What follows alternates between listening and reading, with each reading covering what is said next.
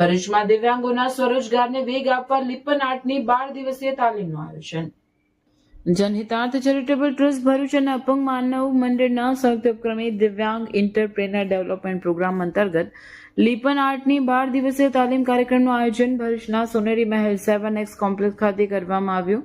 આ તાલીમ દરમિયાન દિવ્યાંગ તાલીમાર્થીઓએ લિપન આર્ટની વિવિધ પ્રકારની આકર્ષક અને સર્જનાત્મક વસ્તુઓ બનાવી પોતાની પ્રતિભાનો પરિચય આપ્યો. જનહિતાર્થ ચેરિટેબલ ટ્રસ્ટ ભરૂચ છેલ્લા લાંબા સમયથી ગુજરાતભરમાં સામાજિક કલ્યાણ, મહિલા સશક્તિકરણ તથા શૈક્ષણિક ઉત્થાન માટે સતત કાર્યરત છે.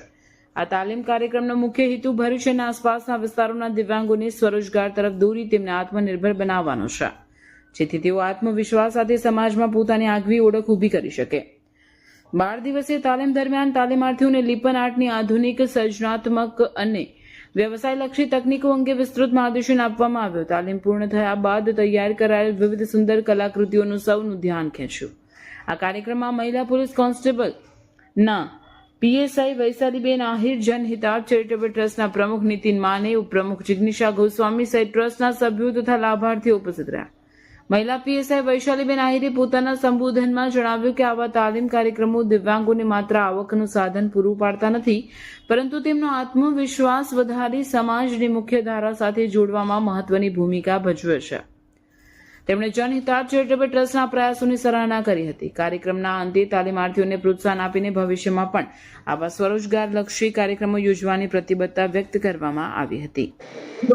આજરોજ જનહિતાર્થ સેવા ટ્રસ્ટ અને અપંગ માનવ મંડળ દ્વારા આયોજિત લિપન આર્ટ સેમિનારનું દિન 12 નું આયોજન કરવામાં આવેલું, જેમાં તમામ દિવ્યાંગ ભાઈ બહેનોને આ લિપન આર્ટ વિશેની તાલીમ આપવામાં આવી કે જે ખાસ કરીને જોઈ શકીએ કે લોકો હાથ અને પગથી જ દિવ્યાંગ હોય છે, પણ પોતાના માઇન્ડથી એકદમ સ્ટ્રોંગ હોય છે. તો પોતાની એ મગજની ક્રિએટિવિટીથી એ સારું પોતાની રીતે આજીવનનું પોતાનું ગુજરાન ચલાવી શકે એ હેતુથી એમને એક સરસ તાલીમ આપવામાં આવી, જે તાલીમની અંદર પોતે પોતાનું ગુજરાન એ રીતે ચલાવી શકે કે લિપન આર્ટ કે જે તમે જુઓ કે પહેલાની અંદર મહિલાઓ છાણાથી લીપીને કામ કરતી હતી, પણ હાલ એ મકાનો છાણાના હવે લીપણ વાળા રહ્યા નથી. તો એને કઈ રીતના ઉપયોગ કરી શકાય, તો આ રીતના વુડન કે લાકડાના કે પછી માટીના બેઝ ઉપર લિપન આર્ટ કરી અને તમે એ ક્રિએટિવિટી તમારી બતાવી શકો, જેને કારણથી આ લોકો સારી રોજગારી મેળવી શકે.